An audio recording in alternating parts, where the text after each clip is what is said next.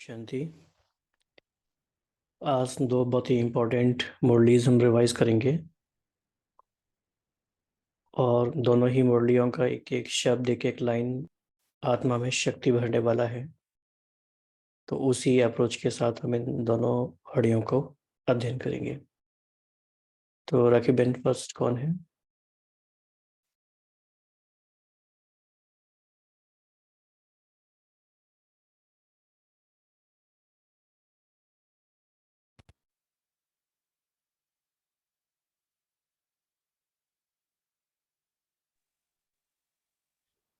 ओम शांति। जी। जी, तो फर्स्ट वाणी जो 17 मार्च 1982 की है। हेडलाइन है वाणी की, संगम युग का विशेष वरदान अमर भाव। तो बाबा ने इस वाणी में बहुत बहुत बड़ी भी नहीं है वाणी, हम चाहें तो बहुत अच्छे से मनन चिंतन करके और वाणी को हमेशा याद भी रख के, और जो बाबा ने इसमें बहुत इम्पोर्टेंट पॉइंट बोले हैं या महावाक्य उच्चारित किए हैं उसको इम्प्लीमेंट करने की पूरी पूरी कोशिश भी कर सकते हैं। कुछ टफ नहीं बाबा ने कहा है। तो शुरू में ही जैसे बाबा ने बहुत नशा चढ़ाया, बाबा ने कहा कि बाप दादा अधिकारी आत्माओं को देख रहे हैं। अधिकारी आत्माओं को देखकर रूहान करते हुए मुस्कुरा रहे थे। मतलब हम बच्चों को देखकर बाबा मुस्कुरा रहे थे और बाबा ने शुरू में ही वाणी के अधिकारी का टाइटल दिया। और बाबा ने इसमें बहुत कंपैरिजन भी किए हैं कि जैसे मेरे बच्चे क्या और दुनिया वाले क्या, आप बाबा के बने तो कैसे हो और दुनिया वाले कैसे हैं। बाबा ने कहा कि नजरों में अति साधारण आत्माएं हैं, लेकिन उन्हें बाप दादा ने अपने नैनों का नूर बना लिया है। मतलब पूरी वाणी जैसे वरदानों से भरी है और बाबा के प्यार से भरी हुई है। तो बाबा ने हम बच्चों को अपने नैनो का नूर बना लिया है ना। एक होता है कि बच्चे बोल रहे हैं कि हाँ मैं बाबा का नूर हूँ, मैं बाबा के दिल में बसा हुआ है। लेकिन यहाँ बाबा बोल रहा है कि आप बच्चे हो मेरे नैनो के नूर। और फिर दूसरी बात आगे बाबा कह रहे हैं कि आप तो बाप दादा अपनी सेना के महावीरों को, अस्त्रधारी आत्माओं को देख रहे थे। मतलब बाबा हमें इतना श्रृंगारित आत्माएं देखते हैं कि मतलब एक होता है कि हम अपने गुणों और शक्तियों से, बाबा की श्रीमत से 24/7 अपने श्रृंगार से भरपूर है। मतलब कहते हैं ना कि एक एक बाबा कभी कभी उदाहरण भी देते हैं कि एक नई नवेली दुल्हन भी कब अच्छी लगती है, जब वो पूरे श्रृंगार में होती है। तो बाबा के बच्चे भी कब अच्छे लगते हैं, जब वो पूरे अपनी गुणों और शक्तियों की और श्रेष्ठ स्मृति के साथ हो। तो बाबा हमें इस रूप में देख रहे हैं। तो यहाँ पर बहुत अच्छा चेकिंग का पॉइंट भी ले सकते हैं कि क्या कोई भी ऐसा एक पल भी पूरे दिन में आता है जिस वक्त मेरे अस्त्र शस्त्र मेरे साथ नहीं रहते हैं। जो बाबा ने मुझे दिया, क्या मैं वो विस्मृत तो नहीं कर देती हूँ और साधारणपन में तो नहीं आ जाती हूँ। फिर बाबा ने आगे कहा कि दुनिया के हिसाब से तो अनपढ़ दिखाई देते हैं। हाँ, लोग कई बार मजाक भी बहुत उड़ाते हैं, लेकिन आपको पांडव सेना में टाइटल मिला है, नॉलेजफुल। तो ये भी बहुत एकदम उमंग उत्साह वाला पॉइंट कि दुनिया वाले तो कहते ही हैं कि पागल है, ये है, वो है, इनके साथ भगवान चलता है कहते हैं। जैसे मेरे ही खुद का अनुभव है कि मैं हर छोटे छोटे कामों में बाबा को बुलाती हूँ, तो जो अज्ञानी आत्माएं और वो थोड़ा देखती हैं तो वो कहती है कि साइको, मतलब वो साइको का नाम दे देते हैं, पागल है। तो एक और वाणी में बाबा ने कहा था, व्यक्त वाणी ही थी, कि जिस दिन तुम्हें ये लौकिक वालों से, दुनिया वालों से पागल का टाइटल मिल जाए, तो तुम समझना कि नशा चढ़ा हुआ है। मतलब वो नशा अभी भी बरकरार है और सही ट्रैक पर हो। तो वही वाली बात बाबा ने कही कि दुनिया के हिसाब से तो अनपढ़ है, साधारण दिखाई देते हैं, लेकिन बाबा के हिसाब से पांडव सेना का टाइटल लिया, नॉलेजफुल का टाइटल लिया। अब यहाँ पर बाबा ने बोला तो, लेकिन आगे बाबा पूछते हैं कि सभी नॉलेजफुल हो ना, क्वेश्चन मार्क। बाबा हम बच्चों से पूछ रहे हैं। शरीर से चलना उठना भी मुश्किल है, लेकिन पांडव सेना के हिसाब से सेकंड में परम धाम तक पहुंच सकते हो। हम दुनिया के हिसाब से मतलब उठना-चलना भी बहुत दूभर है, मतलब नहीं कर सकते हैं। लेकिन हम सेकंड में कहाँ से कहाँ पहुँच सकते हैं। और एक एग्ज़ाम्पल लिया बाबा ने, कहा कि दुनिया वाले तो हिमालय के ऊपर झंडा लहराते हैं और बहुत नाम कमाते हैं, लेकिन शिव शक्ति पांडव सेना ने तीनों लोकों में अपना झंडा लहरा दिया है। हम और अगर हम जैसे हिस्ट्री, ज्योग्राफी भी दुनिया की किताबों में पढ़ते हैं, तो वहाँ भी इतना अच्छी रीति से वर्णन नहीं है, जो कि मतलब एक कहते हैं ना, एक आईएएस ऑफिसर भी वो पढ़ता है हिस्ट्री, ज्योग्राफी, पता नहीं वो कितनी किताबों को खंगालता है। लेकिन एक बूढ़ी साधारण माता को, बाबा की बच्ची को जितना नॉलेज होगा, उनको उतना नॉलेज नहीं होगा। इसीलिए बाबा ने आगे कहा कि भोले-भोले हैं, लेकिन चतुर सुजान हैं, जो विचित्र बाप को भी अपना बना दिया। मतलब ऐसी ऐसी महान आत्माएँ, और इन आत्माओं को देखकर बाप दादा खुद मुस्कुरा रहे थे, जैसे पूरा ये वायुमंडल बन चुका है कि हम बच्चे और बाप दादा जैसे बहुत ही डीप कॉन्वर्सेशन चल रही है। फिर बाबा ने यहाँ पर ये भी कहा कि चाहे विदेश हो, चाहे देश के, सभी बच्चे मतलब इस टाइटल को ले रहे हैं और बाबा की इस श्रीमत पर चलकर बाबा का नाम रोशन कर रहे हैं। वीआईपी से भी बाबा ने कंपेयर किया कि वो तो नामी-ग्रामी कलयुगी हैं, थोड़ा-सा अल्पकाल के लिए चलो उनको महिमा मिल भी जाती होगी, लेकिन हमें हर वक़्त पूरे संगम युग, हम सब संगम युगी पांडव सेना है। मतलब ये टाइटल स्वयं भगवान ने दिया है। गुरु लोग कहते हैं कि मतलब सोचते हैं कि अगर गुरु ने कह दिया, तो बहुत बड़ी बात है कि हमें गुरु ने हमको वरदान दिया। तो बाबा यहाँ पर कह रहे हैं कि तुम सोचो तुमको किसने दिया? तुमको कौन मिला? तुम्हें किसने वरदान दिया? फिर बाबा ने कहा कि पूछते हैं बाबा ये कहते हुए कि कौन कहता है श्रेष्ठ आत्माएं, तो आप लोगों को कितना नशा होना चाहिए। मतलब बाबा अपने लिए पूछ रहे हैं कि हमें इतना नशा होना चाहिए कि हमें श्रेष्ठ आत्माओं का टाइटल स्वयं किसने दिया है। कोई नामी ग्रामी देहधारी ने नहीं, कोई गुरु ने नहीं, हमें स्वयं परम पिता परमात्मा भगवान ने दिया है ये टाइटल। फिर बाबा संगम युग के विशेष वरदान की बात करते हैं कि बाबा ने अमर बाप द्वारा अमर भव, संगम युग पर ही अमर भव का वरदान मिलता है। तो इस बात के लिए और भी बहुत वाणियां हैं सिर्फ इस वरदान पर ही, कि मतलब हम जैसे संगम युग में, जैसे हम ब्राह्मण जीवन में जीते हैं तो बहुत सारी परिस्थितियां आती हैं, सिचुएशंस आती हैं। कई बार ये भी लगता है कि नहीं हो पाएगा, नहीं कर पाएँगे। लेकिन बाबा कहते हैं कि अगर आप बहुत अच्छा पुरुषार्थ कर रहे हो, सपोज़ आपका ब्राह्मण जीवन 10 साल चला या 5 साल चला, आपने उन 5 सालों में बहुत अच्छा पुरुषार्थ किया, एकदम last so fast so first आत्मा बन गई। लेकिन उन 5 सालों के बाद आपने छोड़ दिया, ज्ञान को आप उठा नहीं पाए, तो फिर क्या मतलब का? तो इसीलिए बाबा कहते हैं कि हमेशा ये प्रतिज्ञा करो कि बाबा अंत तक मैं चलकर दिखाऊँगा। जब भी हम बाबा के सामने बैठे, तो हमेशा ये अमृत वेला ज़रूर प्रतिज्ञा लें, दृढ़ प्रतिज्ञा लें कि बाबा मैं इस यज्ञ में, इस आपकी इस यात्रा पर मैं अंत तक चलकर दिखाऊँगा। जैसे कुमारियों की भी ट्रेनिंग होती है, तो स्पेशली उनको पहले यही सिखाया जाता है कि बाबा के सामने प्रतिज्ञा करो कि मैं अपने साजन के साथ अंत तक रहूँगी। जब तक ये शरीर रहेगा तब तक, मैं बीच में छोड़कर आपको कभी नहीं जाऊँगी। तो ये बाबा ने कहा कि अमर भव के वरदानी संगम युग पर। तो ये वरदान बाबा ने कहा कि अमर भव के वरदानी बने हो ना, अमर कहो, निरंतर कहो, इस विशेष शब्द को बार-बार अंडरलाइन करो। है ना? कि हमें सिर्फ पढ़ना नहीं है, लेकिन हमें इस वाणी को अपने पूरे ब्राह्मण जीवन में एक्सेप्ट कर लेना है कि हाँ, मैं अमर हूँ और बाबा से मैंने इस अमर भव के वरदान को स्वीकार कर लिया है। और फिर आगे भी बहुत अच्छे-अच्छे और बहुत गहरी पॉइंट्स हैं, लेकिन समय को देखते हुए यहाँ तक ही अभी करते हैं। ओम शांति।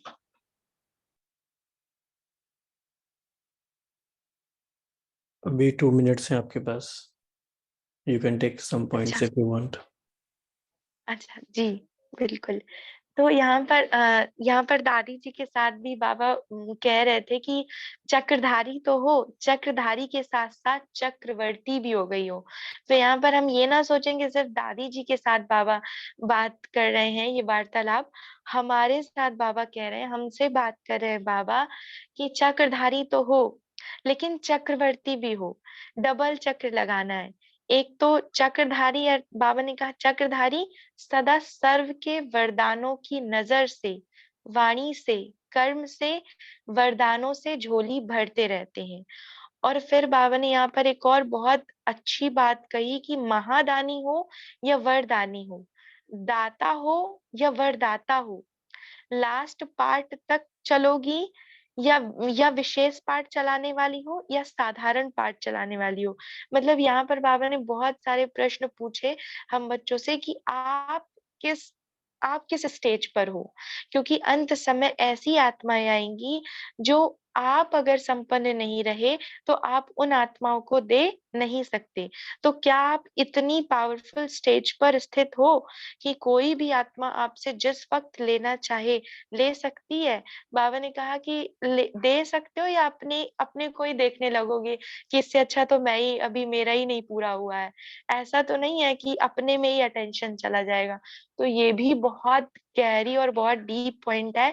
कई बार ऐसा होता है कि हमें लगता है कि हम थोड़ा पहले योग कर लें अपने लिए, खुद हम शक्तियाँ भर लें फिर शकाश देंगे। तो ये बाबा ने कहा कि जब तक खुद संपन्न आत्माएँ, वरदानी आत्माएँ नहीं बनेंगी, तो दूसरों को भी देने के निमित्त नहीं बन पाएँगी। और लास्ट पॉइंट जो बाबा ने कहा कि सच्चे ब्राह्मण के तकदीर की लंबी लकीर 21 जन्मों के लिए। बाबा ने यहाँ पर भाग्य को बहुत मतलब नशा चढ़ाया, भाग्य को याद दिलाते हुए कि सोचो कितनी भाग्यवान आत्माएं हो कि साकार में भगवान आपके साथ पिकनिक कर रहा है। ऐसा कभी सोचा था कि उसके साथ खेलेंगे, खाएँगे, हँसेंगे? स्वप्न मात्र भी नहीं सोचा था कि भगवान के साथ इतनी मौज-मस्ती करेंगे। और इसका बहुत अच्छा उदाहरण अभी जब बाबा आए थे, अभी जब जो लास्ट बाबा मिलन हुआ था, उसमें बाबा ने कहा बच्चे कहते हैं कि बाबा आप होते ना उस वक़्त तो आपको भी गुस्सा आ जाता। इस पर बाप-दादा क्या कहते हैं, बस मुस्कुराते हैं, बाप-दादा भी मुस्कुरा देते हैं। तो उस वक़्त इतना मतलब अंदर से वो ऐसे एकदम दिल गदगद हो रहा था और ऐसी फीलिंग आ रही थी कि सोचो इस वक़्त ना जाने कितनी ब्राह्मण आत्माएँ मुस्कुरा रही होंगी स्वयं भगवान के कारण। तो ये वो भगवान है जो हमें हँसा रहा है। तो ये पॉइंट बहुत, बहुत, बहुत नशा चढ़ाने वाली थी कि प्यार के सागर के साथ हम इतनी पिकनिक मना रहे हैं और उसके साथ चल रहे हैं। और इसी में एक पॉइंट कि अगर भगवान का प्यार पाना है, तो बाबा ने बहुत ही स्ट्रिक्ट और प्यार भरे शब्दों में बोला कि न्यारे बनना पड़ेगा। अगर आपको भगवान का प्यार चाहिए, तो लगाव मुक्त आत्मा बनना पड़ेगा और सर्व संबंध बाबा से निभाने पड़ेंगे। तो अगर हमें कभी ऐसा लगता है कि हमें बाबा का प्यार नहीं मिल पा रहा है, तो हम इस चेकिंग को या इस कमी-कमजोरी को चेक करें। ओम शांति। थैंक यू शिवांशी बहन। अभी हम नेक्स्ट मॉड्यूल लेते हैं 19 मार्च। लतिका बहन शेयर करेंगे 19 मार्च ओम शांति। 1982 की वाणी। जी। ओम शांति। 19 मार्च 82 की अव्यक्त वाणी है। टाइटल है कर्म आत्मा का दर्शन कराने का दर्पण। तो हमारे कर्म ही आत्मा का दर्शन कराने का दर्पण है, क्योंकि कर्म द्वारा या कर्म रूपी दर्पण द्वारा ही अपने स्वरूप को हम जान सकते हैं। तो कर्म ये साकार वतन में या संगम युग पे कितनी इम्पोर्टेंट है और उसका शक्तियों के साथ क्या रिलेशन है, वो भी साथ साथ बाबा ने एक्सप्लेन किया है आज की मुरली में।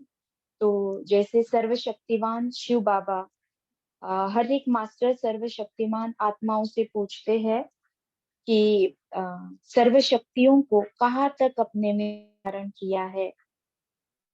शक्तियों को अच्छी तरह से जानते हो और जानने के आधार पर चित्र भी बनाते हो। जैसे फॉर एग्जाम्पल ब्राह्मण बच्चे शक्तियों को अलग अलग चित्रों द्वारा दिखाते हैं। फॉर एग्जाम्पल सहन शक्ति का चित्र आम के पेड़ द्वारा दिखाते हैं। जो बच्चे पत्थर मार रहे हैं फिर भी आम का पेड़ सबको आम देता है, छाप देता है ना। सहन करके भी वो सबको सबको देता है, किसी में डिफरेंस नहीं करता है। या अलग अलग शक्तियां दिखाई है, जैसे समेटने की शक्ति का एग्जाम्पल दिया है, बैगेज पैक करके रखे हुए है। या विस्तार को संकीर्ण करने की शक्ति कछुए के चित्र द्वारा। तो कह रहे कि शक्तियों के आधार पर चित्र बनाते हो तो यह चित्र चैतन्य स्वरूप की निशानी श्रेष्ठता अथवा महानता है, कि हर कर्म श्रेष्ठ महान है। और इससे ही क्या सिद्ध होता है कि शक्तियों को चरित्र अर्थात कर्म में लाया है। तो कर्म द्वारा ही आत्मा का दर्शन कैसे होता है, तो हम चेक कर सकते हैं कि निर्बल आत्मा है या शक्तिशाली आत्मा है। इसकी पहचान कर्म से होती है। क्यों? क्योंकि कर्म द्वारा ही व्यक्ति और परिस्थिति के संबंध व संपर्क में आते हैं। जैसे फॉर एग्जाम्पल जिस क्षेत्र में हम कर्म करते हैं उसे हम कहते हैं कर्म क्षेत्र। जिन भी में आते हैं हम कर्म के कारण, हम कहते हैं कर्म संबंध। सेम वे हम कहते हैं जिन इंद्रियों द्वारा कर्म करते हैं कर्म इंद्रिया या कर्म भोग, कर्म योग। तो इन सब की पहचान हमारे कर्म ही कराते हैं। तो बाबा ने यहाँ पे बताया है कि साकार वतन की ये विशेषता ही ये कर्म है। जैसे निराकार वतन की विशेषता कर्मातीत अवस्था है ना, तो साकार वतन की विशेषता है कर्म।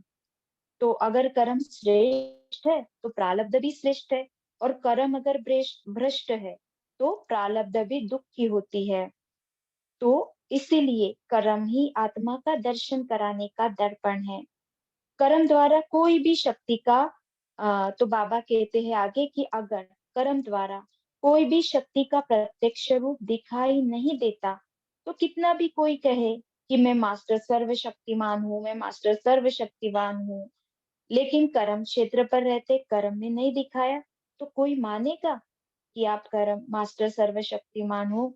नहीं मानेगा ना। बहुत सुंदर एग्जाम्पल बाबा ने दिया है कि जैसे युद्ध में कोई योद्धा बहुत होशियार होता है ना, उसको सब अस्त्र शस्त्रों का ज्ञान है। अस्त्र शस्त्र उसे कब कैसे कहाँ यूज करने हैं सब पता है, सब नॉलेज है।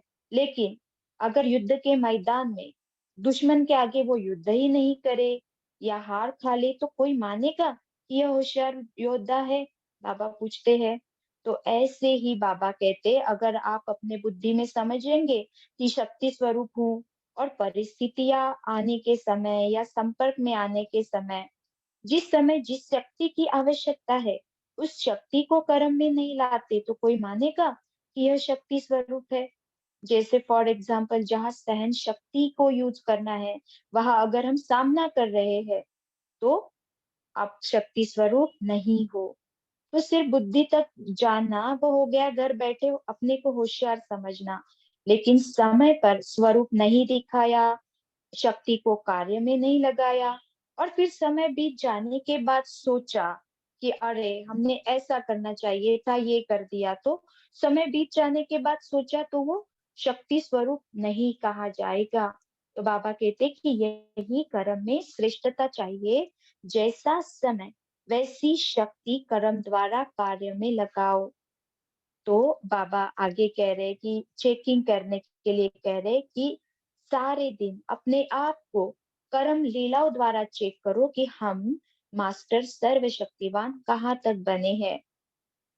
तो फिर आगे बाबा कहते हैं कि आगे और एक बाबा चेकिंग की पॉइंट बता रहे कि विशेष कौन सी शक्ति है, हम अपने आप चेक कर सकते कि हम में विशेष ऐसी कौन सी शक्ति है जो समय पर विजयी बनाती है, और विशेष कौन सी शक्ति की कमजोरी बार बार हार खिलाती है। बहुत बार होता है कि फॉर एग्जाम्पल साइलेंस की शक्ति नहीं अगर नहीं है ना, तो जहाँ पे साइलेंस रहना चाहिए, शांत होना चाहिए, वहां पर अगर हमने बोल दिया, बात कर दी है ना, क्रोध कर दिया तो वो यूजफुल नहीं होगा।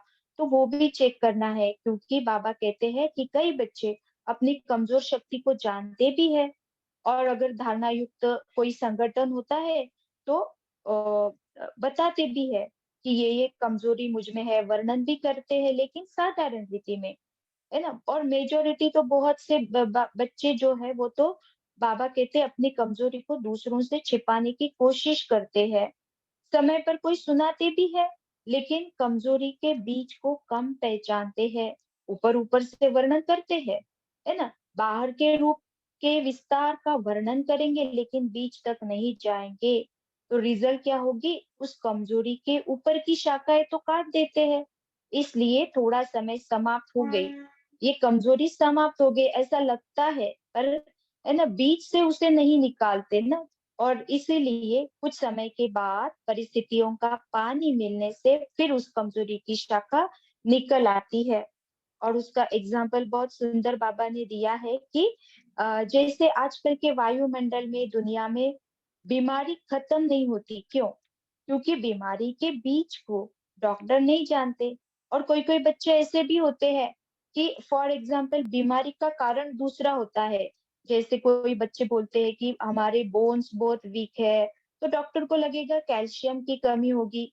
या फिर कोई आयुर्वेदिक डॉक्टर है तो वो पूरा हिस्ट्री पूछते हैं, तो उसका जो मेन रीजन है, जो बीज है, वो ऊपर आ जाता है, समझ में आ जाता है कि इसका मेन रीजन क्या है। बहुत सारे कारण हो सकते हैं, एसिडिटी है या अलग अलग कई कारण होते हैं कि जिनके कारण बीमारियां होती है।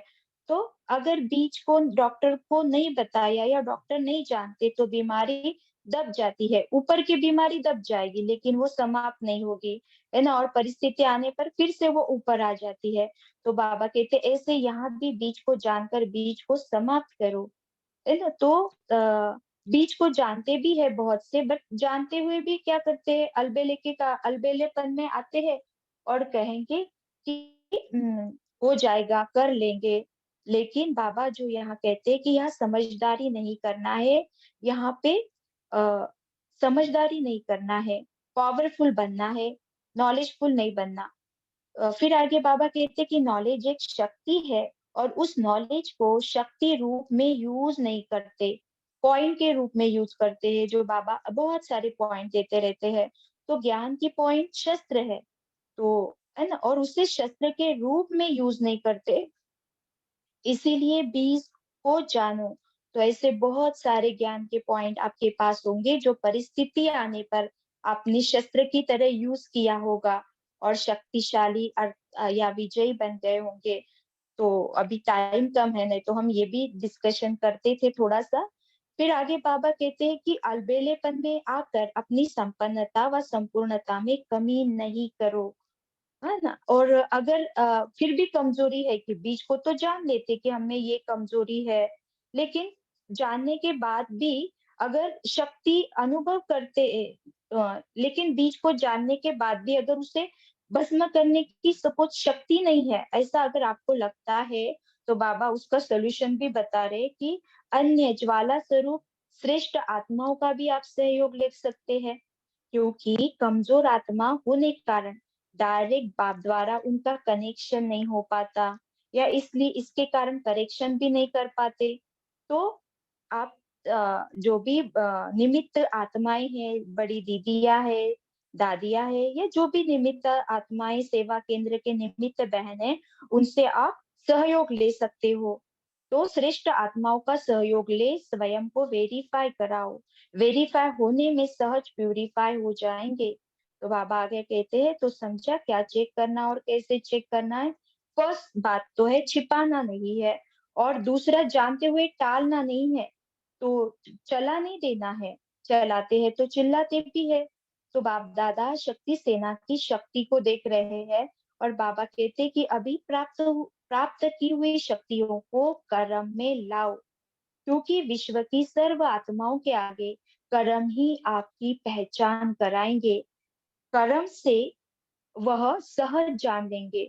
तो जैसे लास्ट मुरली में बाबा ने कहा था ना कि सेवा तो करते हो लेकिन मनसा सेवा करो, मनसा द्वारा भिन्न भिन्न किरणें आत्माओं में फैलाओ, है ना। तो बाबा आज की मुरली में बाबा कह रहे कि जो है मनसा सेवा तो बहुत अच्छी है। वो जो संकल्प है या जो भी वृत्ति द्वारा वृत्तियों को वायुमंडल को परिवर्तन करने की जो सेवा आप करते हो वो सूक्ष्म है और बहुत अच्छी है। लेकिन कर्म जो है, बहुत से जो आत्माएं हैं वो स्थूल मोटे रूप को जल्दी जान लेते हैं, सूक्ष्म शक्ति को वो नहीं जान सकते हैं। और सूक्ष्म शक्ति के वाइब्रेशन को कैच करना भी उनको मुश्किल हो जाता है।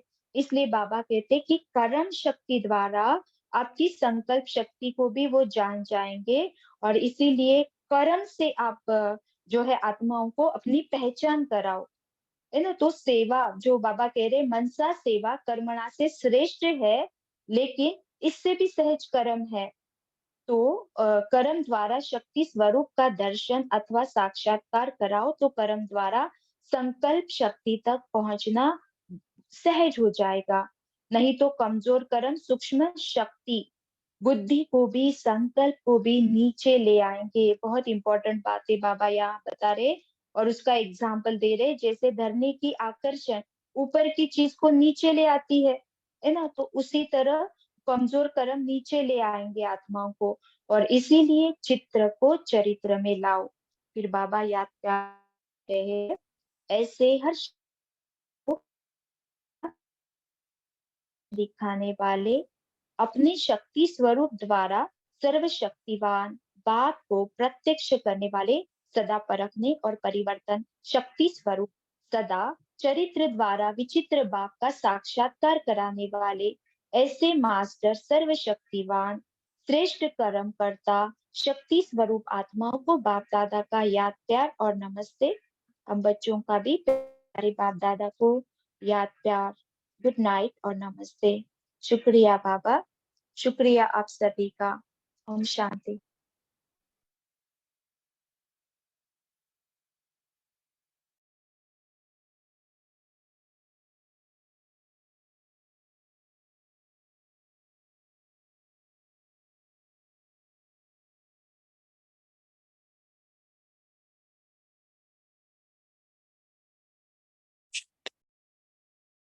अभी हम आधा घंटे योग करेंगे और जो हमने आज दोनों मुरलियाँ सुनी उसी के आधार पे ही योग करेंगे। जो भी अपना वीडियो ऑन करना चाहें और स्टेबल रीति से बैठ सकते हैं, अपना वीडियो ऑन कर सकते हैं।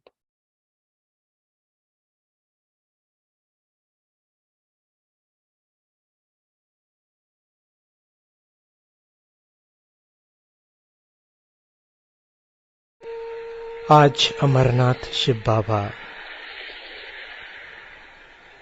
संगम युग का विशेष वरदान,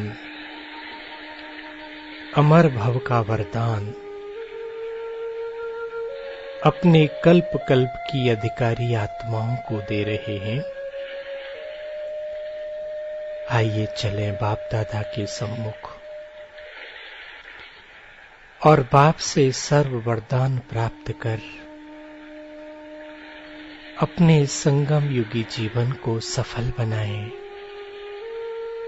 श्रेष्ठ बनाएं। ओम शांति।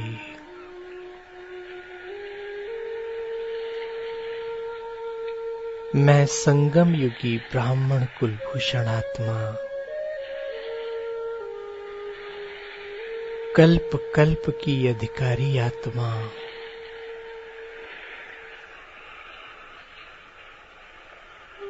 अपने प्यारे बाप दादा के सम्मुख रूह रेहान कर रही हूँ।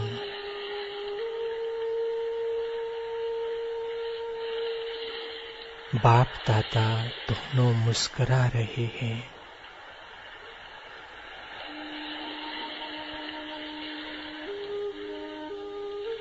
ब्रह्मा बाप की नजर हर बच्चे पर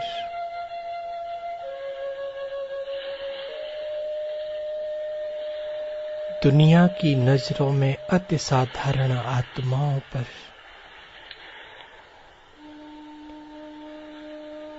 जिन्हें बाप ने अपने नैनों का नूर बना लिया,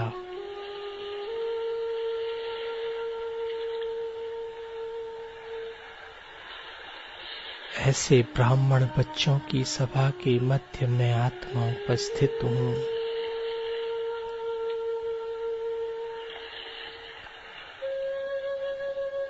प्यारे बाप दादा मुझ आत्मा को सर्वश्रेष्ठ आत्मा, महावीर आत्मा,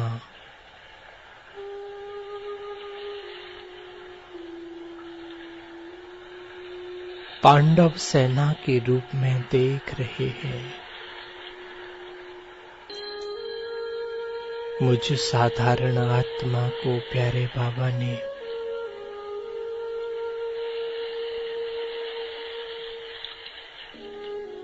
सर्व गुण सर्व शक्तियों से संपन्न बना दिया है।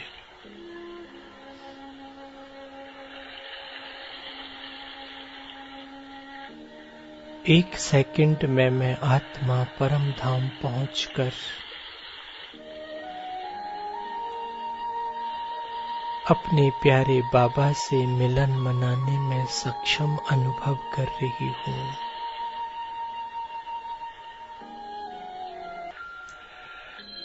दुनिया के हिसाब से सर्व आत्माएं साधारण हैं।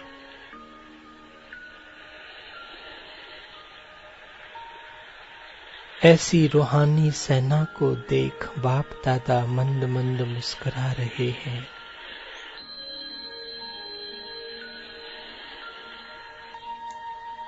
कि दुनिया की नजरों में आईपी वीआईपी आत्माएं हैं, लेकिन बाप की नजरों में दुनिया को साधारण लगने वाली लेकिन विश्व अधिकारी आत्माएं सम्मुख उपस्थित हैं।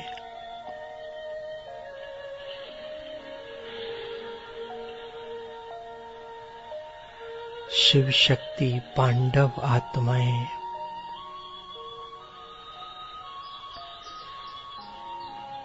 दुनिया की नामी ग्रामी श्रेष्ठ गुरु आत्माओं से भी श्रेष्ठ हैं।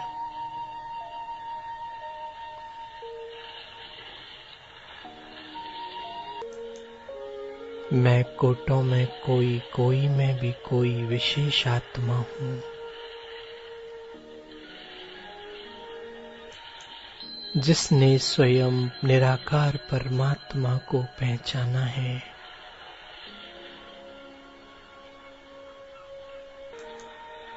प्यारे बाबा वरदाता विधाता भाग्यदाता कहकर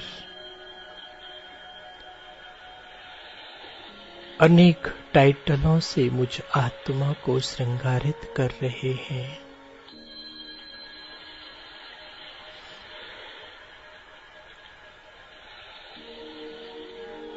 संगम युग पर अमर भाव का वरदान प्राप्त कर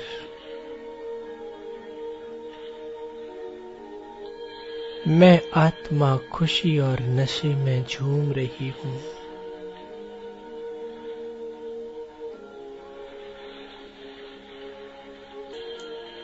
मधुवन वरदान भूमि में बाप दादा के नैनों के सम्मुख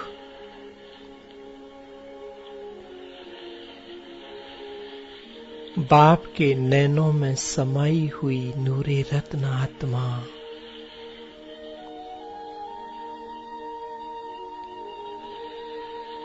वरदानी मूरत आत्मा भाग्यवान मूरत आत्मा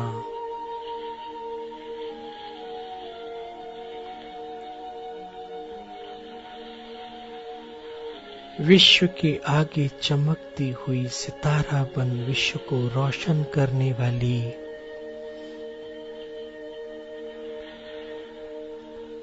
मैं श्रेष्ठ भाग्यवान आत्मा हूँ।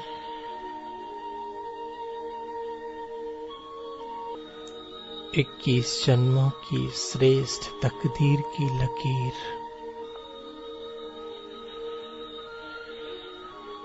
प्यारे बाबा ने मुझ आत्मा की खींच दी है।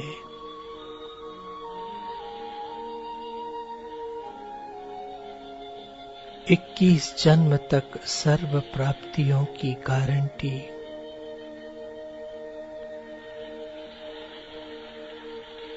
प्यार के सागर बाबा ने मुझे प्रदान की है।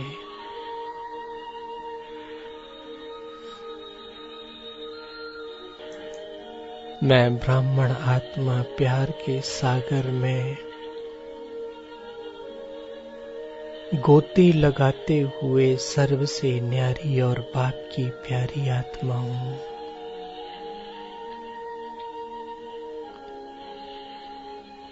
एक बाप दूसरा न कोई।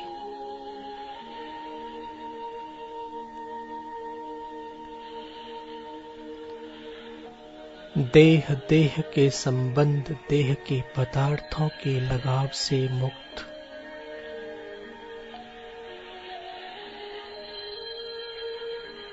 सर्व संबंध एक बाप के साथ अनुभव कर रही हूँ।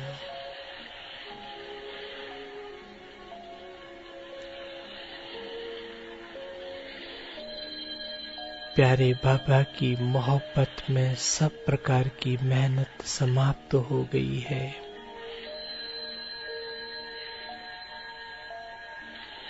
मैं आत्मा, मैं और मेरेपन से मुक्त होकर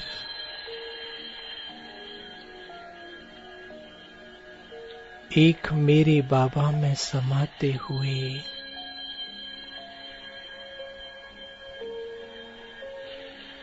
संगम युग पर अतीन्द्रिय सुख के झूले में झूल रही हूँ।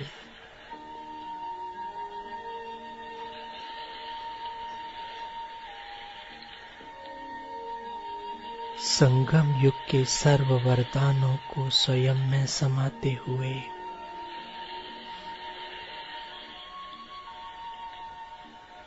अमरनाथ बाबा की बाहों में समाकर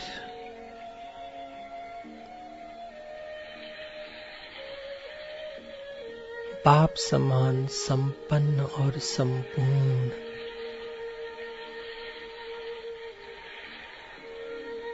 अव्यक्त फरिश्ता स्वयं को अनुभव कर रही हूँ।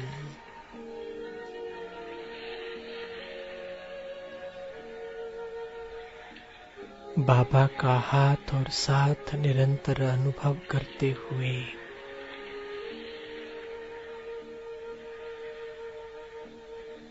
अपने इस ब्राह्मण जीवन में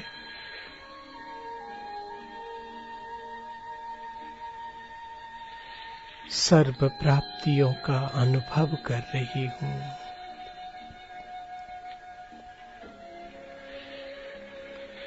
ओम शांति। ओम शांति। ओम शांति।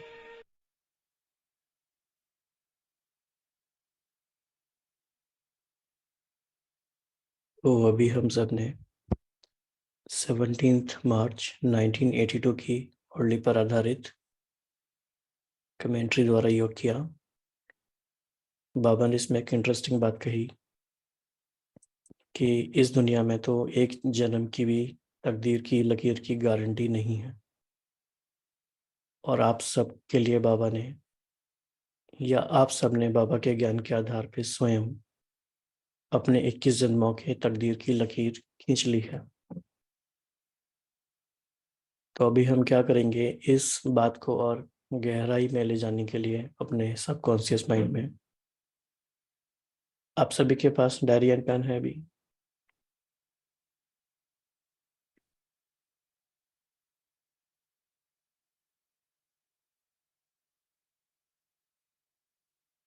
ऑलराइट, तो क्या करेंगे, अगर हमें अपने 21 जन्मों के तकदीर की लकीर को डायरी में ड्रॉ करना हो, उसका एक पिक्टोरियल रिप्रेजेंटेशन करना हो, तो कैसे करेंगे? तो ये लाइन स्ट्रेट भी हो सकती है, गोल भी हो सकती है, जैसे आप चाहें वैसे हो सकती है, लेकिन आपको अपने तकदीर की लाइन को ड्रॉ करने के बाद और बीच बीच में उसमें कुछ कुछ लिखना है कि आपकी तकदीर की लकीर में क्या क्या है, और ये आपके रात्रि मेडिटेशन का पार्ट भी है अभी। तो इससे जो प्राप्तियां, जो भाग्य आपका आपकी स्मृतियों में बहुत डीप में है, वो इमर्ज हो जाएगा, धीरे धीरे इमर्ज होने लगेगा। और आप इसको बाद में हमारे साथ शेयर भी कर सकते हैं, तो आप अभी पहले ड्रॉ करना शुरू कर दीजिए। So you can take few minutes for it.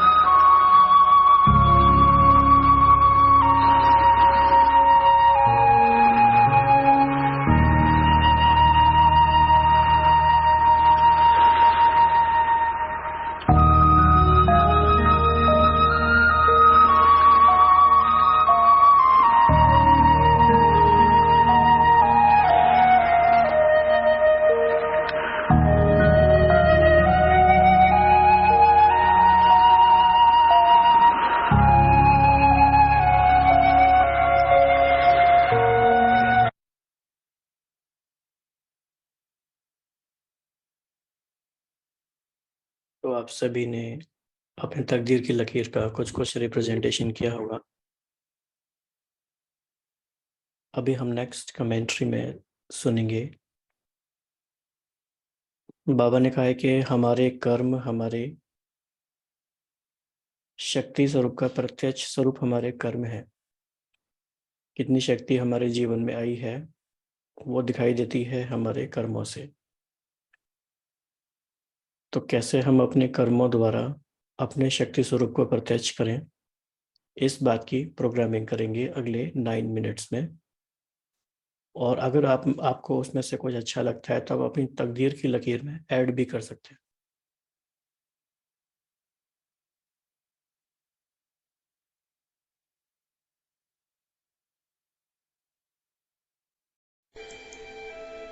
Om Shanti. कर्मों की गुह्य गति को समझाने वाले बाप दादा आज आत्मा का दर्शन कराने का दर्पण कर्म है। यह बात हम बच्चों को भली भांति सम्मुख बिठाकर समझा रहे हैं। आइए चलें बाप दादा की शिक्षाओं को अपने जीवन का स्वरूप बनाएं। ओम शांति।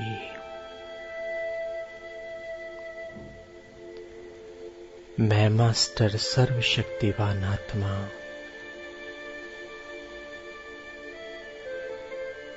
सर्वशक्तिवान बाप के सम्मुख हूँ।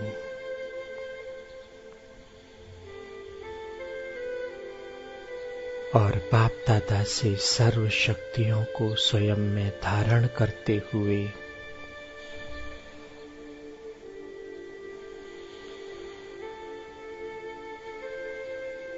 स्वयं को बाप दादा की आशाओं के अनुरूप बना रही हूँ।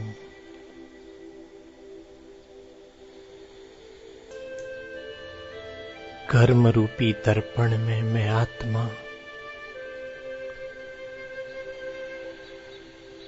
अपने शक्ति स्वरूप को देखते हुए परखते हुए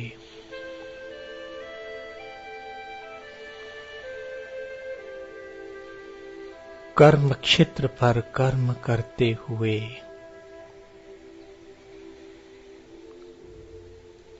स्वयं में शक्तियों को धारण कर रही हूँ।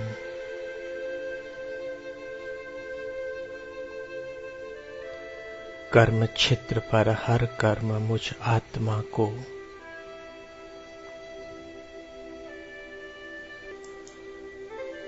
सर्व शक्तियां धारण करने के निमित्त बन रहा है।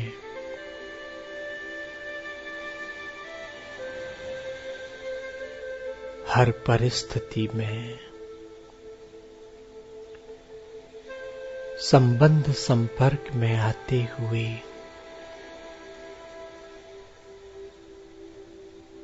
मैं प्यारे बाबा से प्राप्त शक्तियों को स्वयं में धारण करते हुए उनका स्वरूप बन रही हूँ।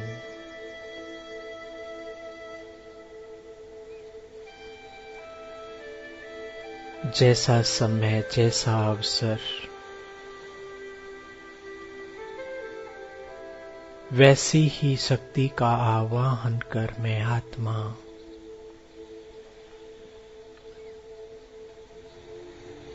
स्वयं को कदम कदम विजयी बनाती जा रही हूँ।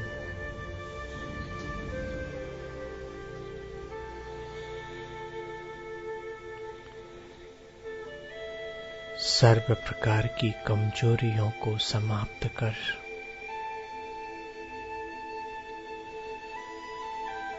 कमजोरी के बीज को समाप्त करते हुए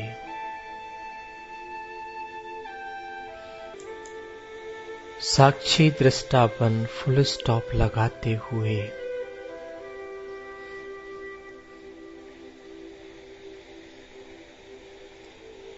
स्वयं को और वह सर्व को व्यर्थ से बचाने के निमित्त बन रही हूँ।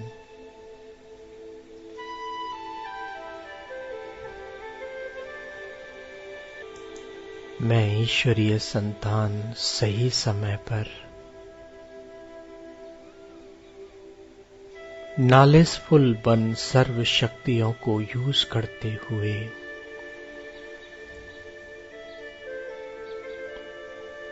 स्वयं भी व्यर्थ से मुक्त बन रही हूँ और अनेक आत्माओं को भी व्यर्थ से मुक्त बना रही हूँ।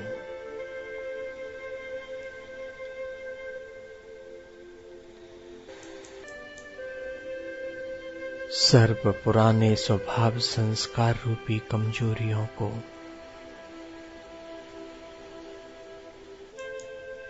बाप हवाले कर बाप से सर्व शक्तियां प्राप्त करते हुए खुशी और आनंद का अनुभव कर रही हूँ।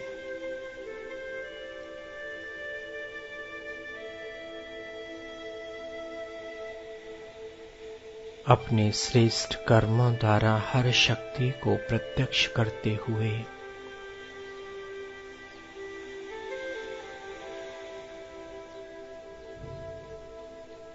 सर्वशक्तिवान बाप को भी प्रत्यक्ष करते हुए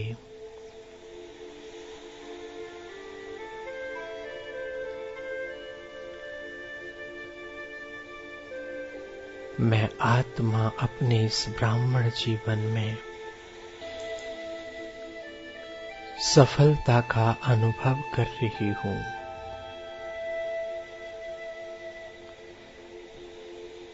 अपने श्रेष्ठ चरित्र द्वारा विचित्र बाप का साक्षात्कार कराते हुए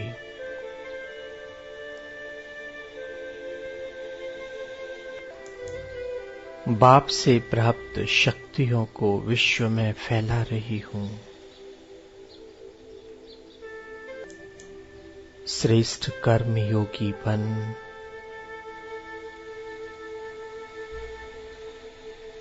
हर कर्म में बाबा की शिक्षाओं को पालन करते हुए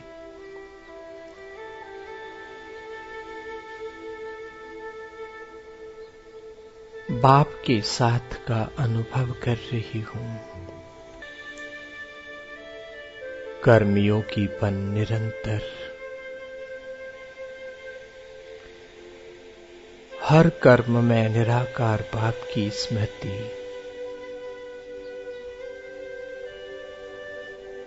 अपने निराकार स्वरूप की स्मृति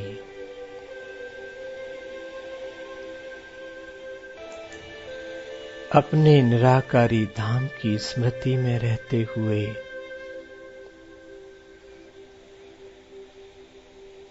मैं आत्मा हर कर्म को श्रेष्ठ और महान कर्म बनाती जा रही हूँ।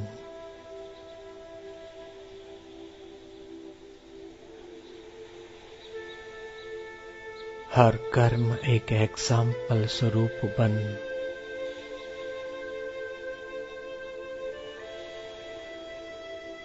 विश्व की सर्व आत्माओं के लिए दर्पण बन रहा है।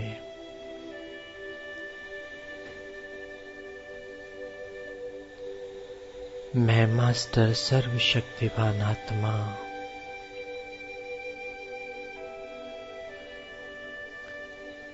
सर्वशक्तिवान बाप को अपने कर्म द्वारा प्रत्यक्ष करने के निमित्त बन रही हूँ।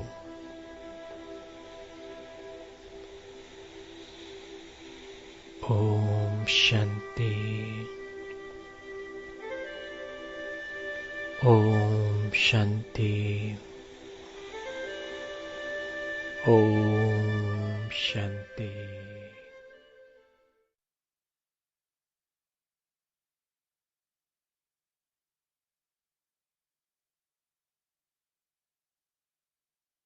तो आप में से जिन्होंने भी तकदीर की लकीर को ड्रॉ किया, कोई अपना एक्सपीरियंस शेयर करना चाहेंगे इन फ्यू सेकंड्स?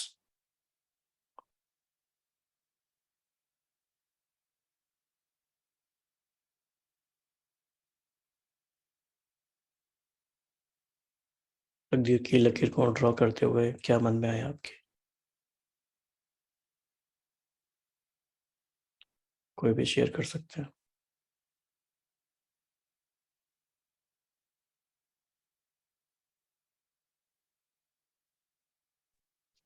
ओम शांति भाई जी। जी। तकदीर तकदीर की लाइन जैसे ड्रॉ करते समय हमारे मन में और चेहरे के सामने जो समक्ष वो दर्शन हुआ, तो वो बाबा का बिंदु स्वरूप स्थिति। तो मैंने वो चीज याद किया कि बाबा के अगर बिंदु स्वरूप स्थिति जो है वो ऐसा बीज रूप, उसे मैं याद करती हूँ, तो हमें 21 जन्म का जो आपने फॉर्च्यून लाइन खिंचवाया, तो एक उनकी याद से हमें मिल सकती है। तो मैंने लाइन में भी डॉट ही बनाया। ओम शांति।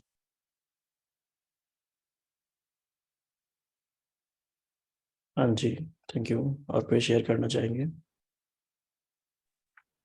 शांति भाई जी, मैंने लकीर को जो ये जो लकीर है उसको देखते हुए मैं बिंदु स्वरूप जीरो बाप के हीरो समान बनना चाहती हूँ। तो बाबा जैसे बोला है, जो जो स्टेप लिया है, जो जो लाइट माइट दिखाया, उसी के हिसाब से मैं चल रही हूँ और उसी के साथ ही रहती हूँ, ताकि कोई कदम मेरा इधर उधर ना जाए। Follow father. ओम शांति।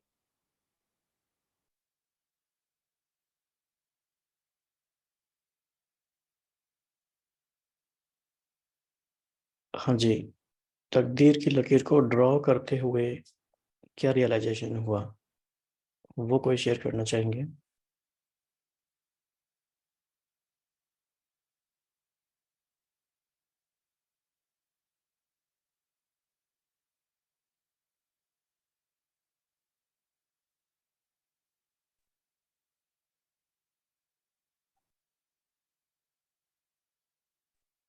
ओम शांति। और लकीर ड्रॉ करते समय पूरे सतीब का नजारा ही सामने आता रहा। बिंदु बाप को उससे तो खैर मिला ही, लेकिन वो नजारा और राजमहल, वो सोने के महल, वो नदी में नौका विहार, राजकुमार राजकुमारी, महलें, संगीत, नृत्य, ये सब दृश्य सामने आए। Okay, all right. ओम शांति।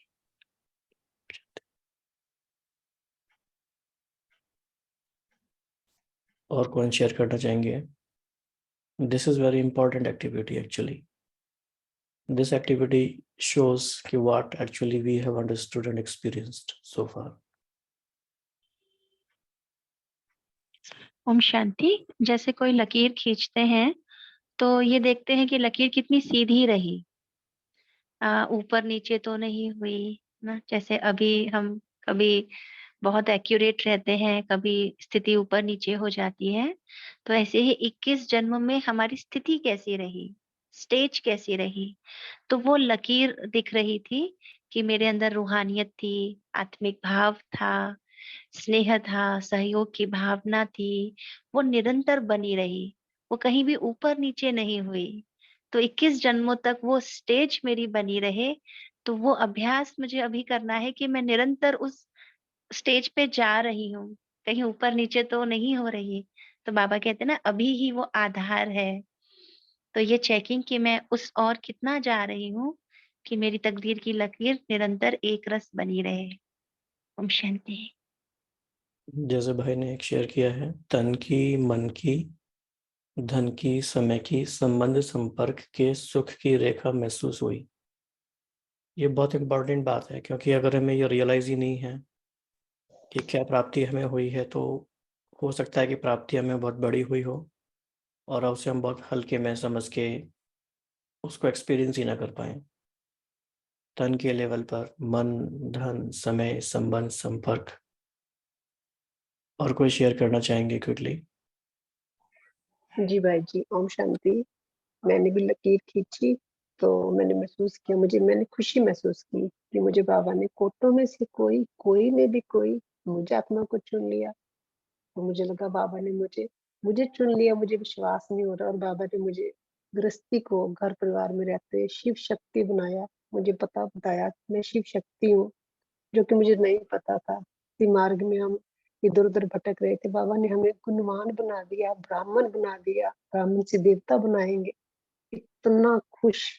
इस लकीर को खींचते हुए मैंने बहुत कुछ लिख दिया भाई, बहुत कुछ लिख दिया। मुझे नहीं पता था। ओम शांति। जी, वेरी गुड एक्सप्रेशन।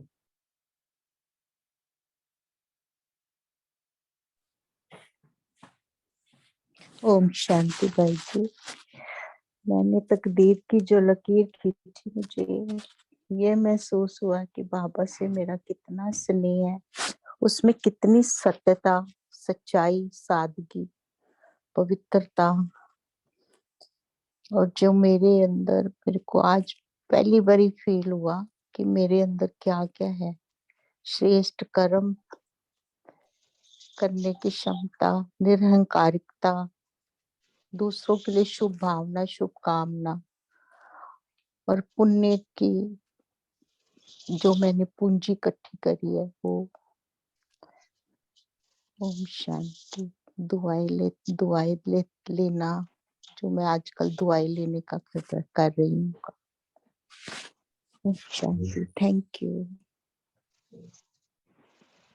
ओम शांति। भाई जी, मैंने जो लाइन खींची उसको सर्कल में लिया है, पर पॉइंट दिए हैं। संपूर्ण पवित्र जीवन मिला, उच्च शिक्षा मिल रही है, साथ में सुखी पारिवारिक जीवन मिल रहा है, स्वास्थ्य लाभ और खुशहाली मिल रही है, और उसके अलावा ऊंच पद मिला है। यही पॉइंट लिए। जी, तो जितना क्लियरली हम अपने तकदीर की लकीर को देख पा रहे हैं, उससे ये रिफ्लेक्ट होता है, ये प्रोजेक्शन होता है कि उतनी प्राप्ति भी हमें हुई है।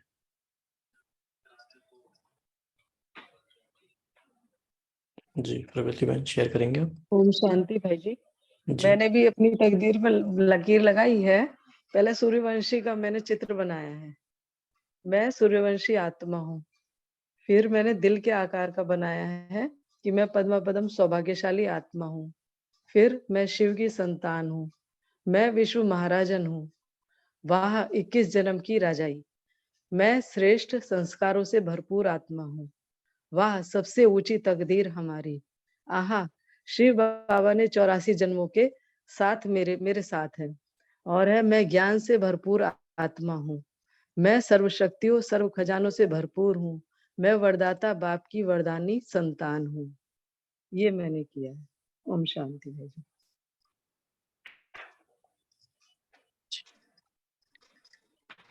तो आप सभी को अपने में भी तकदीर की लकीर दिखनी चाहिए। जी, इसी के साथ कंप्लीट करते हैं। ओम शांति। जी। बस मुझे तो ये महसूस हुआ कि बस मैं बहुत पद्म भाग्यवान आत्मा हूँ, जो बाबा ने मुझे, मेरी क्या विशेषता देखी, जो मुझे चुना। बस मुझे कोई अपराध नहीं, वस्तु सारी वस्तु सब जाने सकते, सब कुछ बाबा ने मुझे सौंप दिया है। हो गया सबका? अच्छा, ओम शांति। 21 जन्मों में 21वां जन्म कौन सा है, ये हमें याद रखना है, और क्या प्राप्ति हुई है।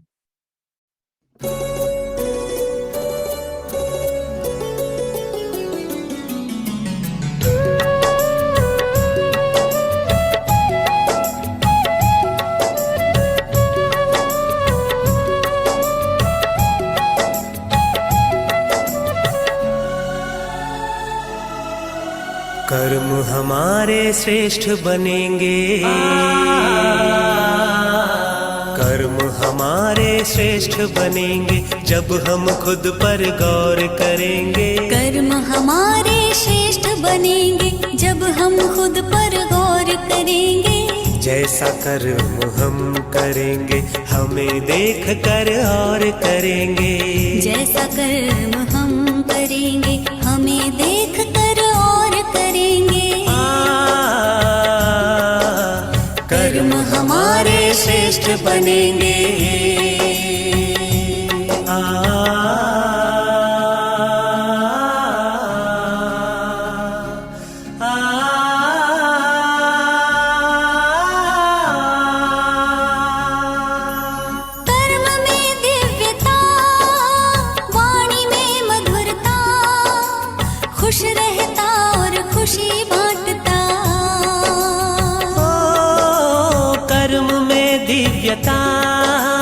वाणी में मधुरता, खुश रहता और खुशी बांटता।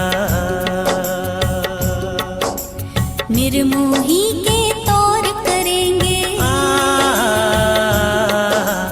निर्मोही के तौर करेंगे जब हम खुद पर गौर करेंगे। जैसा कर्म हम करेंगे हमें देख कर और करेंगे। कर्म हमारे श्रेष्ठ बनेंगे।